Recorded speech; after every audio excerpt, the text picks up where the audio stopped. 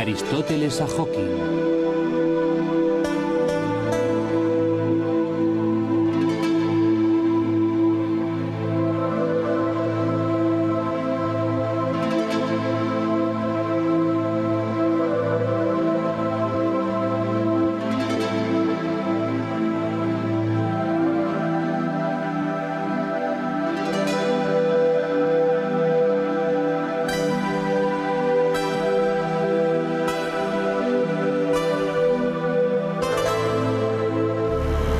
La naturaleza es nuestra maestra.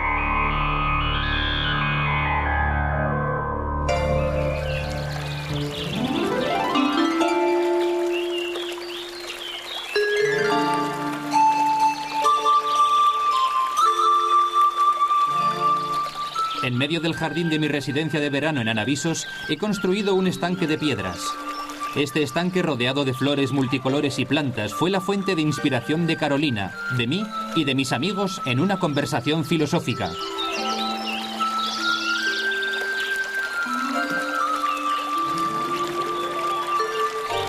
Una mañana de verano hablábamos acerca de la maravilla de la creación. La suave brisa, como una bocanada de aire en el bosque floral de nuestro jardín, combinada con el sonido de los borboteos de agua cayendo de la roca, se asemejaba a los acordes de un instrumento gigante cuyo banquete musical envolvía las almas e intoxicaba los sentidos.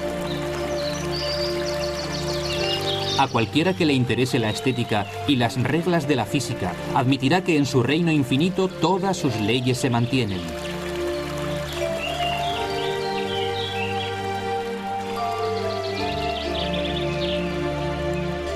Los arquetipos de cada forma de arte se encuentran en las formas y tipos de cada creación de la naturaleza.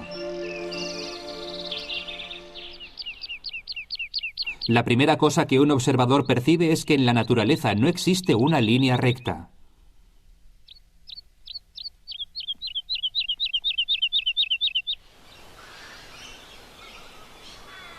La línea recta es en realidad una subordinación mental de una geometría para determinar el trayecto o la distancia que esencialmente sigue un camino curvo.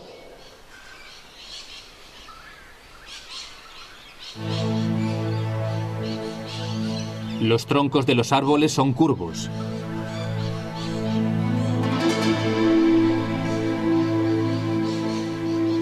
Su trayecto hacia arriba se caracteriza por pequeñas o grandes curvas perceptibles.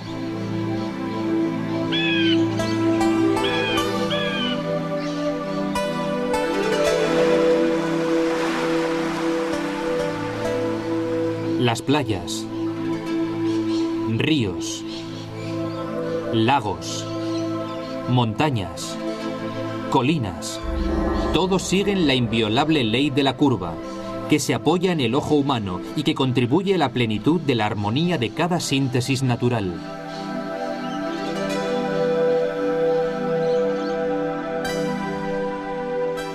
El milagro de la curva es seguro incluso para los productos del mundo de las plantas. Todas las frutas de los árboles y plantas tienen como principal característica la curva. En el reino animal nunca nos encontraremos una línea recta.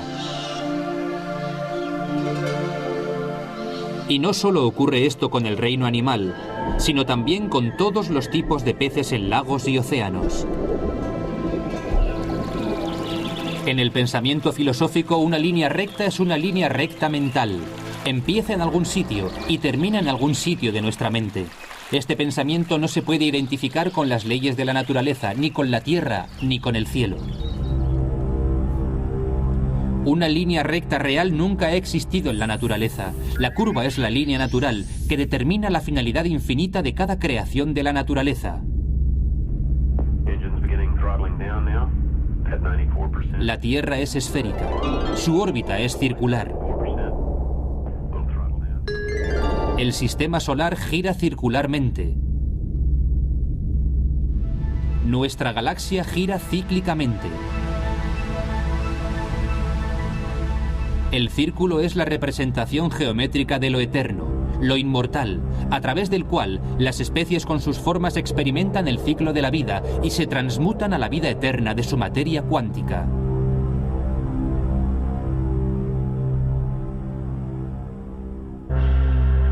En la cima de las obras de la creación humana, siguiendo la simetría estética de la curva, se encuentra el Partenón en la Acrópolis de Atenas.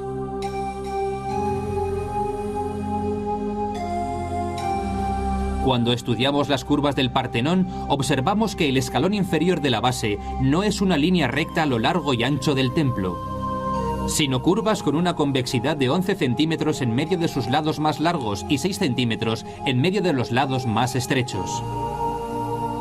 Esto valida la gran belleza estética del Partenón. La curvatura del primer escalón se puede observar en los escalones superiores de su base.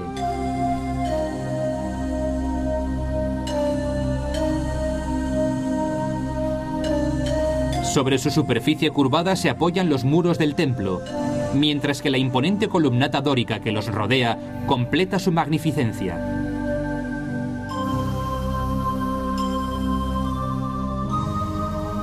Las columnas de los lados tienen una altura de 1,43 m y la base tiene un diámetro de 1,90 m. Cada una posee 20 surcos. En medio de cada columna, la curvatura del surco aumenta.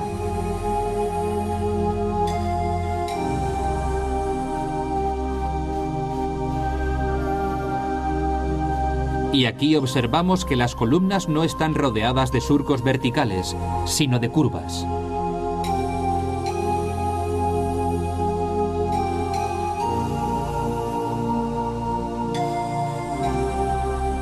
La columnata transmite la curvatura de la base armónicamente a los pistilos y, por extensión, a los frisos con los triglifos, metopas y cornisas.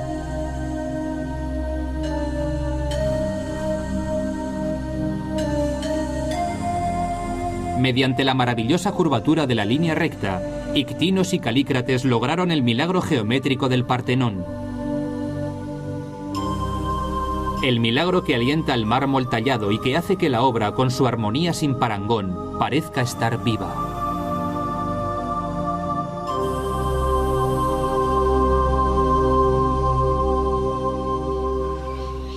En el reino sin límites de la naturaleza, un segundo canon es la simetría. La excelente medida caracteriza cada creación natural.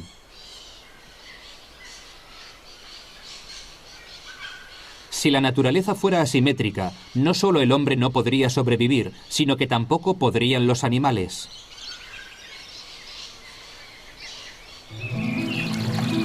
La geometría que gobierna el cuerpo humano, especialmente la cara, en el contexto de la simetría, la belleza, el encanto que un ser inteligente como el hombre es apelado a ejercer cuando es visto en otra persona, es divino.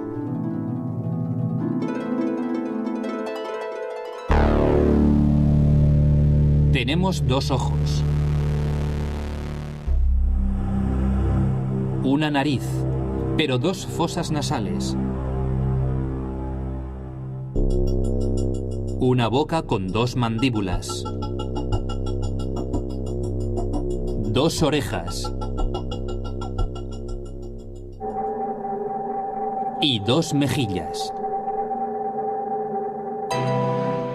La determinación numérica de los órganos de la cabeza humana está vinculada de manera indisoluble con la manera en que funciona la naturaleza. Nunca podríamos ver bien con un solo ojo, independientemente de lo grande que éste fuera, u oler con una sola fosa nasal, o comer con una mandíbula, u oír con una oreja. La máquina con la que funciona el mundo natural solo es compatible con la posición geométrica de los órganos del hombre, así como los del reino animal.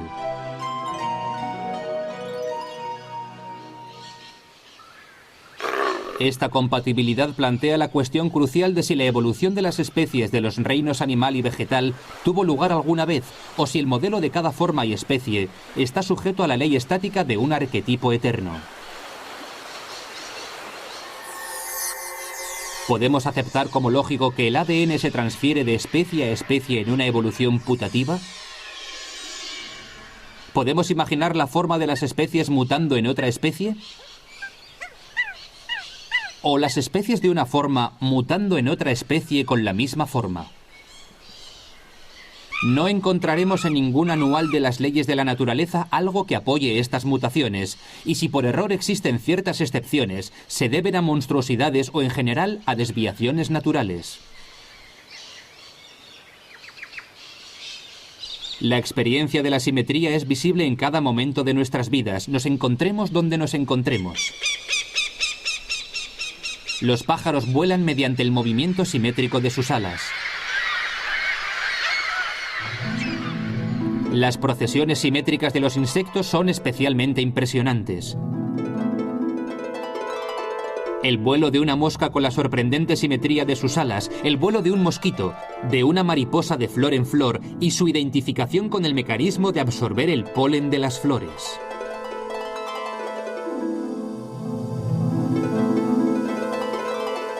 El concepto de simetría de los tipos, el volumen, la forma, la materia, el peso y la manera que la emplean cada órgano animal se puede verificar fácilmente. Los animales carnívoros tienen dientes afilados porque son indispensables para su tipo de alimentación. El cuello del camello es largo, en una ecuación matemática natural con sus pies que también son grandes, en la medida necesaria para que pueda comer libremente. El cuello del oso es corto, casi unido a los hombros, porque tienen las piernas cortas para que pueda oler con facilidad la tierra y al mismo tiempo para mantener el equilibrio cuando se sostenga en sus dos patas, cuando como animal carnívoro busque su comida.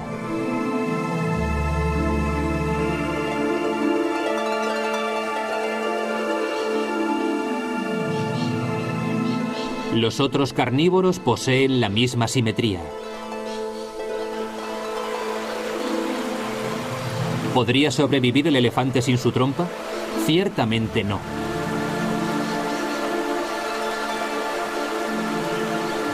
Si ese animal, el más grande del mundo animal, tuviera el cuello largo, no podría soportar su enorme cabeza y debido a su peso se desplomaría.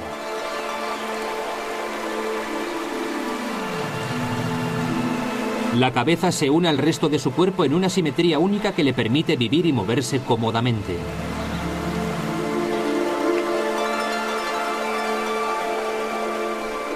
Su sorprendente trompa reemplaza su falta de cuello para coger su comida y llevársela a la boca.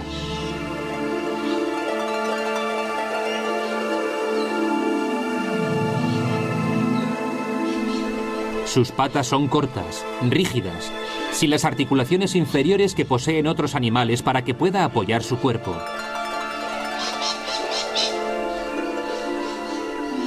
El elefante es herbívoro, ya que nunca podría haber sido un animal carnívoro corriendo por la selva para capturar un animal.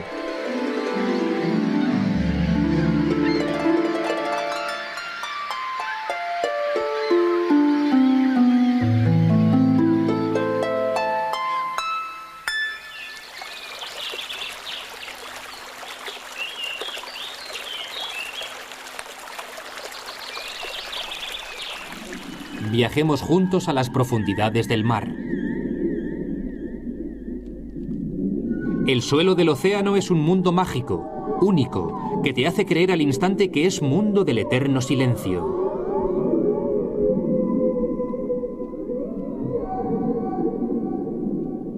Y sin embargo, en el reino húmedo de la naturaleza, el banquete de supersonidos que el hombre no ha podido descifrar hasta ahora, es un concierto musical irrepetible que dirige la acción de movimiento de los peces, su comunicación y su supervivencia.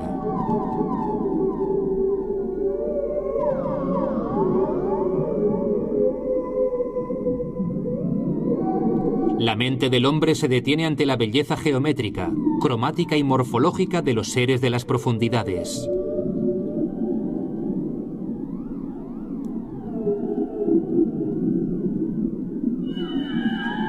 Igual que cuando la mente llega a la cima en su concepción de lo ideal, no solo experimentamos lo conceptual, sino también lo estructural, el ideal variado y cromático que sella la perfección de la creación bajo el mar.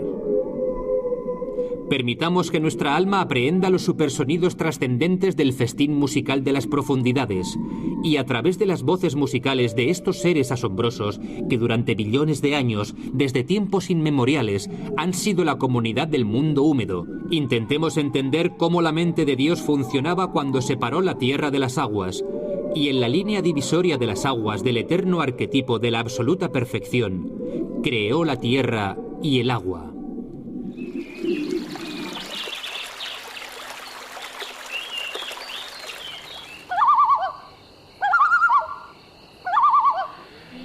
La manera en que los millones de animales que habitan en cada época del planeta Tierra encuentran el alimento necesario es de hecho un milagro entre milagros.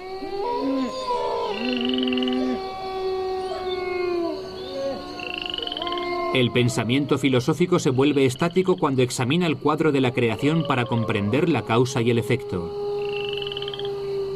Cada especie de animal necesita comida específica. Y esta comida específica se debe producir en la corteza de la Tierra a través de innumerables reacciones químicas para que sea compatible con lo que cada animal necesita comer.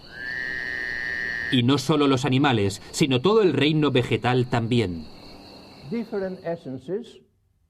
La hierba en la tierra requiere diferentes esencias que los pinos, los robles y los cedros. Que las flores, las hierbas, las arañas, un loro, una paloma, un perro, un elefante o una ballena. Y cada tipo de alimento que cada ser vivo necesita en la naturaleza debe tener su producción programada en el laboratorio de la creación.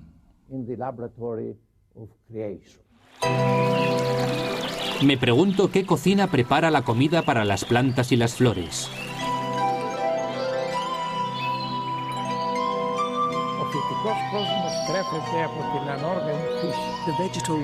El mundo vegetal se alimenta de su naturaleza inorgánica. Para conservar la vida vegetal se requiere básicamente carbono, hidrógeno, oxígeno, nitrógeno y calcio. Son complementarios los asbestos, el magnesio, el hierro, el sulfuro, el zinc, el cobre, el cloro, el plomo y el boro. La mayoría de estas sustancias químicas se encuentran en la tierra. El suelo, las rocas, el agua y el aire se transforman en nuevo follaje, delicada vegetación, flores multicolores y dulces árboles frutales.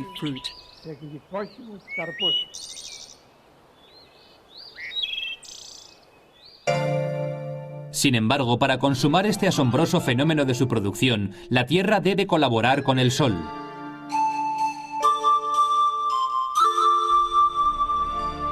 La conversión de las sustancias orgánicas es el resultado de un maravilloso proceso llamado fotosíntesis. El proceso de fotosíntesis se produce de la siguiente manera. Las plantas tienen en sus hojas una sustancia verde, la clorofila. Cuando se expone a los rayos del sol o incluso a su difusión, extraen el carbono del dióxido de carbono disperso en la atmósfera.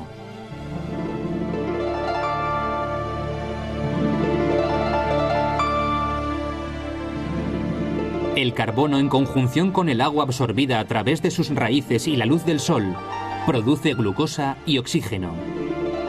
El oxígeno liberado que hace que los humanos adoren el color verde no proviene del dióxido de carbono, sino del agua. De la glucosa, el almidón, la celulosa y otros carbonatos se forman sustancias orgánicas que componen la materia viva. A pesar de los insistentes esfuerzos científicos por detectar la manera en que funciona la fotosíntesis, la solución al problema sigue siendo desconocida. Sin embargo, hablemos un poco de los animales. Es bien conocido que ningún animal se alimenta de sustancias inorgánicas. ¿Has visto alguna vez a un perro, un gato, un león o un conejo alimentado por sustancias inorgánicas? Ciertamente no. Pero los animales tampoco pueden convertir los elementos inorgánicos de la naturaleza en orgánicos por ellos mismos. ¿Cuál es entonces el secreto de cómo en el reino animal tienen la mesa puesta a diario para que puedan sobrevivir? El secreto se denomina la cadena de supervivencia. Es cierto que esta cadena no está relacionada con la teoría de Darwin acerca del origen del hombre, que está llena de fallos. Los eslabones de la cadena natural están conectados de la siguiente forma. La cabra, la oveja, el conejo y el ciervo aseguran su supervivencia a través del mundo vegetal, que se reproduce continuamente mediante la fotosíntesis. Este es el primer eslabón de la cadena de supervivencia. El perro, el lobo, el halcón y el león no se alimentan de hierbas, sino que comen animales.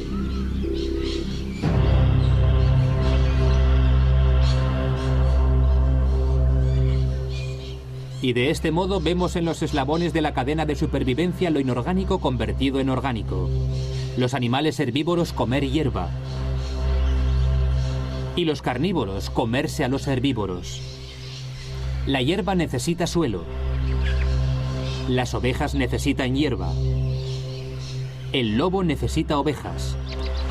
Una cadena de infinita sabiduría que con interdependencia en su núcleo que enlaza el firmamento con los océanos. Y los cielos con la Tierra, y el sistema solar con nuestra galaxia, y esta con el universo entero.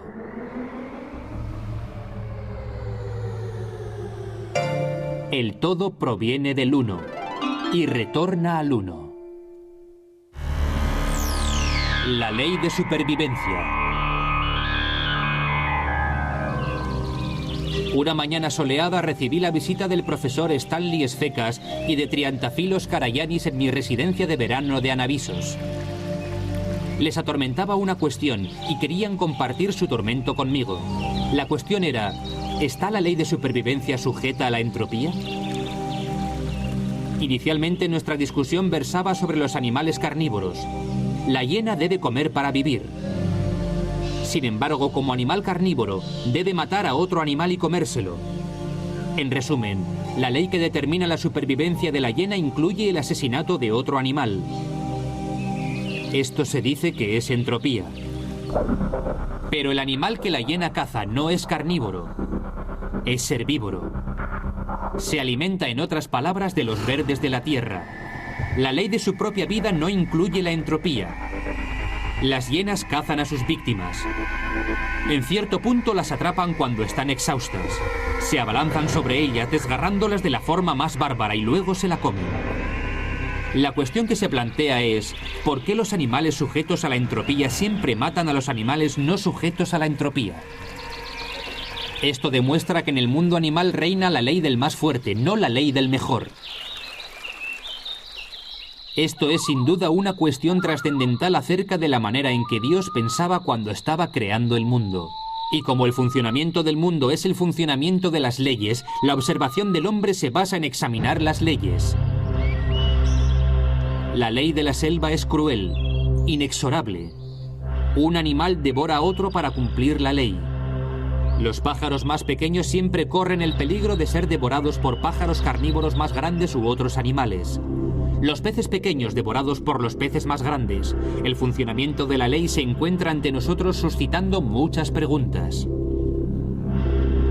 En consecuencia, hemos pasado a discutir sobre el reino de los humanos, sobre las sociedades del mundo. En la búsqueda de una ley de supervivencia nos encontramos con multitud de preguntas. El hombre se encuentra en la cima de la creación, tiene pensamiento, sabiduría, conocimiento y recuerdo. El hombre descubrió la ética, la armonía de la naturaleza y la conciencia del mundo. Es Dios en persona. Sin embargo, esto no podría constituir una ley de suspensión del modo de vida del hombre. Se ha demostrado que la naturaleza humana encierra en sí misma los horrores de la naturaleza que tiene la selva de los animales. La supervivencia humana no se limita a la necesidad alimenticia que tienen los animales, de tal forma que si no comen, se mueren. Los principales elementos que requiere la naturaleza humana es el dominio de la fuerza más fuerte usando todo tipo de violencia. En la naturaleza humana la entropía encierra en sí misma la imposición del más fuerte sobre la persona más débil de buena voluntad. La guerra, el predominio, la inconsciente consecución de cosas, la explotación del débil, el ejercicio de la violencia de los ricos hacia los pobres, de los fuertes hacia los débiles, constituye un aumento continuo de entropía. La cuestión alcanza otra dimensión cuando pensamos que la entropía, en otras palabras, el mal que el hombre encierra en él, no solo es producto de su pensamiento, sino de su propia naturaleza. Pero si nos preguntamos acerca del funcionamiento de la ley de la naturaleza humana, de nuevo llegamos a la manera en que Dios construyó el diseño del universo. Si todo el universo junto con el hombre constituye una creación del amor ilimitado de Dios hacia todo, ¿cómo es posible que toda la creación base su continuidad en la entropía? Se sabe que la entropía domina todo el universo y aumenta dramáticamente con la expansión del universo. Este aumento debería haber conducido al universo al desplome hace billones de años. Pero el universo sigue existiendo con una perfección divina. Por lo tanto, en la naturaleza del universo, la entropía constituye un elemento integral de su armonía. Sin embargo, en la naturaleza del hombre, la continua entropía, es decir, la aplicación del mal para el dominio del fuerte, es opuesta a la entropía del universo por la sencilla razón de que está controlado por el juicio, la lógica y principalmente la conciencia. Es decir, aunque existe la entropía en el universo, en el hombre, la entropía se produce. Pero ¿cómo puede ser juzgada esa entropía heredada que está en la naturaleza del hombre? La filosofía aporta una respuesta indirecta a esta pregunta. No eres responsable de cualquier mal que hayas heredado, sino que eres responsable de su cura. En esa situación, la terapia solo puede ser el conocimiento, la educación. Solo si tienes el conocimiento de que el mal es mal, podrás afrontar su naturaleza y salir victorioso. Sin embargo, en nuestra discusión, Dios es de nuevo protagonista en la manera en que seleccionó las leyes del bien y las leyes del mal. Las personas buenas sobreviven sin dificultad en este mundo. Por el contrario, los violentos y malvados lo dominan. Sin embargo, mientras que las personas buenas gozan de otros derechos de disfrute de la felicidad en su vida del más allá, los malvados no gozan de casi ninguno o de ninguno. La conclusión final de nuestra discusión fue que Dios construyó las leyes de la creación basándose en el programa operativo de la eternidad y no en nuestra existencia provisional en este mundo. Todo aquello que no podemos explicar acerca de los espectáculos del mundo, intentemos explicarlo dentro de la visión de la vida eterna.